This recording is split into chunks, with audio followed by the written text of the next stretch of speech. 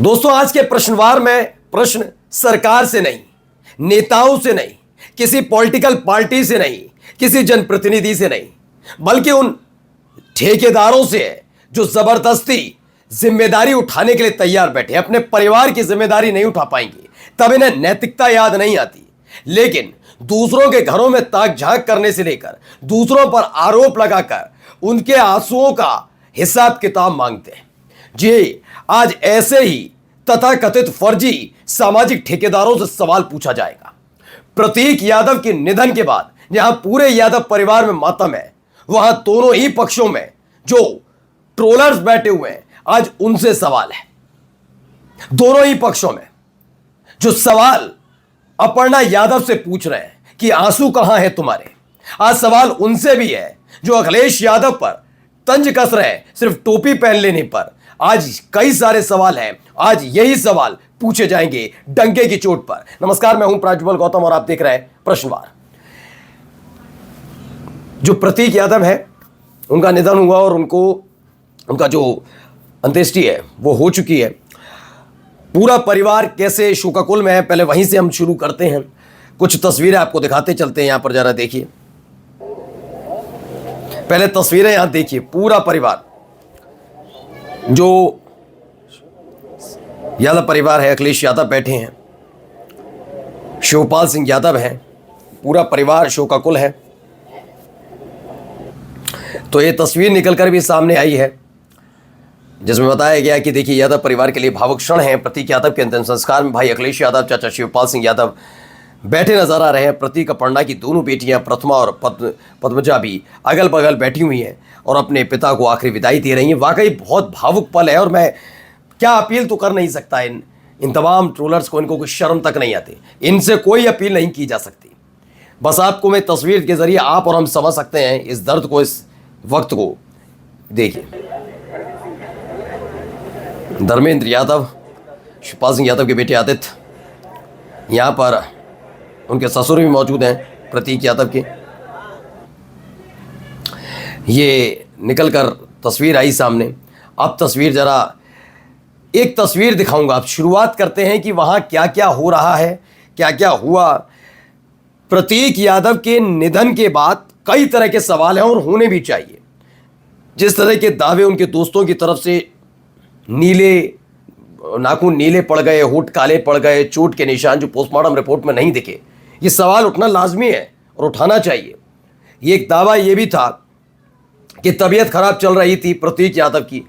ऐसे में प्रतीक यादव की जब तबीयत खराब थी तो अपर्णा यादव जब बाहर गई, यानी असम गई या सोमनाथ मंदिर तक गई, तो घर पर कौन था, किसके भरोसे थे वो, ये तमाम जानकारियां पूछे, सवाल पूछने लायक है।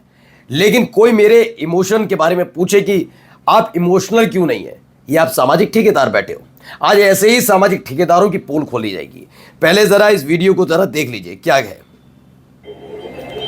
ये तब जब असम से सीधे अपर्णा यादव लखनऊ पहुंची थी, वो तेज रफ्तार से जाती हुई नजर आ रही हैं। ये वैसे वीडियो आपने देख लिया होगा, बात वीडियो की नहीं है। पहले वीडियो गौर से बस इसलिए दिखा रहा हूं, देखिए।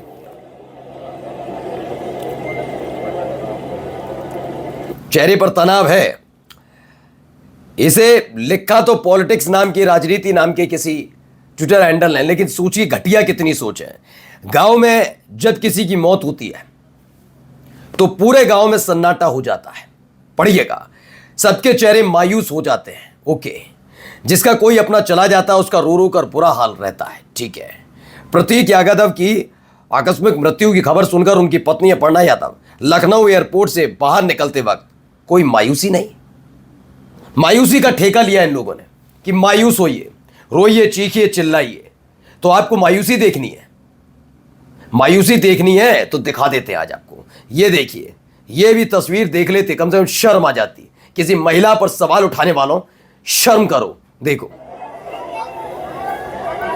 ये देखिए, ये तस्वीर भी देख ली होती तो अपने इस ट्वीट को करने से पहले 10 बार तुम्हारे हाथ कांपते, या करने के बाद तुम्हें शर्म आती। देखो तस्वीरें, मतलब आंसुओं का हिसाब मांगा जा रहा है एक पत्नी से जिसका पति चला गया। आरोप लगाने तो सीधे सीधे लगाओ ना, जो तुम आरोप लगा रहे गंदी तरीके से मन में लेकर बैठे हुए हो। शर्म नहीं है। बेहद भावुक क्षण। अपर्णा यादव अपने पति प्रतीक यादव का शव देखकर फूट फूट कर रोने लगी। प्रतीक यादव का पार्थिव शरीर लखनऊ स्थित उनके आवास पर लाया गया। पत्नी अपर्णा यादव भी असम से वापस आ गई और उस समय की यह तस्वीर है, कम से कम इसे ही देख लेते। और दिखाता हूं जरा, ये देखिए बदतमीजियां। जब कोई नहीं पहुंचा था तब अखिलेश यादव पहुंचे थे। वो ऐसे कहीं अब किस मीटिंग में थे, कहाँ थे, कुछ कंफर्म नहीं। अब देखिए भाई की लाश पोस्टमार्टम हाउस में पड़ी है, ये पोस्टमार्टम हाउस में गए और वहां भी अखिलेश यादव एक नेता बनकर गए, एक भाई बनकर नहीं, वरना अपनी लाल खूनी टोपी पहनकर जाते। ये सारी चीजें देख, खूनी टोपी, ये टोपी और क्या क्या नहीं लिख रहे, है ना, ये गंदगी उगलने वाले। एक ये आदमी है, ये अपने आप को संत कहता है, शर्म आनी चाहिए। जो भी है, स्वामी राम शरणाचार्य, मेलकोटे पीठाधीश्वर होगा कोई, कहता है सम्मानीय प्रतीक यादव के निधन में समाजवादी पार्टी के मुखिया अखिलेश यादव का हाथ हो सकता है। ऐसी इस आदमी को शंका है। तो तू एक काम कर मेरे भाई, तू करके बोलूंगा, होगा संत साधु संत, तमीज होनी चाहिए। रॉ का एजेंट बन जा मेरे, हमारे यहाँ आई ये बन जाना भाई, तुम्हें रॉ का एजेंट बन, आईबी में चले जाओ, हो सकता है। तुम कौन होते हो भाई? तुम तब कहां चले गए थे जब पहले तुमने शंकराचार्य और पटकों पर हाथ उठा था, तब कहां चले गए थे? आइए आगे। ऐसी वही शंका है क्योंकि प्रतीक यादव अपने पूज्य पिता मुलायम सिंह यादव जी की अकूत संपत्ति में से 50% के हकदार थे। ओके, जो कि अब प्रतीक यादव की पत्नी अपर्णा यादव को नहीं मिलेगी। देख रहे हैं आप, उत्तर प्रदेश पुलिस ने सभी यादवों को अरेस्ट करें जो ये राज दबाना चाहते हैं और अनाप शनाप टिप्पणी कर रहे हैं। ये सारी बातें, हरकतें देखिए, ये लोग हैं, है ना, ये सभी के लिए मैं कह रहा हूं, ये सारी की सारी बातें करने वाला व्यक्ति कितना गंदा हो सकता है, जाहिल किस्म का आदमी। अगर ऐसा ही है तो इस आदमी को, इस संत को जो बन रहा है, इस तस्वीर, इस वीडियो को भी देख लेता।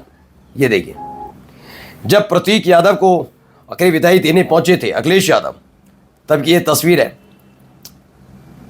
एक पत्नी से ज्यादा ये आदमी जानता है ना। ये देखिए, उनको रोका, अपर्णा उनके पास आई, उनसे कहा कुछ बात करनी है आपसे। हाँ, इसमें बात की होगी कि 50% दिलवा, वो जो संपत्ति है उस पर हक है, वो दिलवा दीजिए। सोचिए किस नैतिकता के साथ ये लोग लिखते हैं। इसीलिए इन लोगों को सारा शर्म है कि इतना दिमाग लगाते हो समाज के उद्धार में, अपने परिवार पर की जिम्मेदारी उठाने में लगाओ तो कितना अच्छा हो। ये देखिए, ये जब अखिलेश यादव पहुंचे थे उस वक्त की तस्वीर है।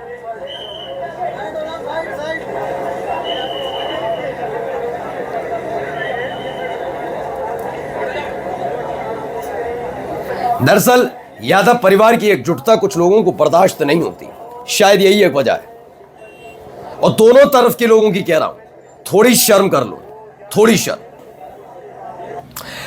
देखिए, डिंपल यादव भी पहुंची थी, उस समय की तस्वीर निकली थी।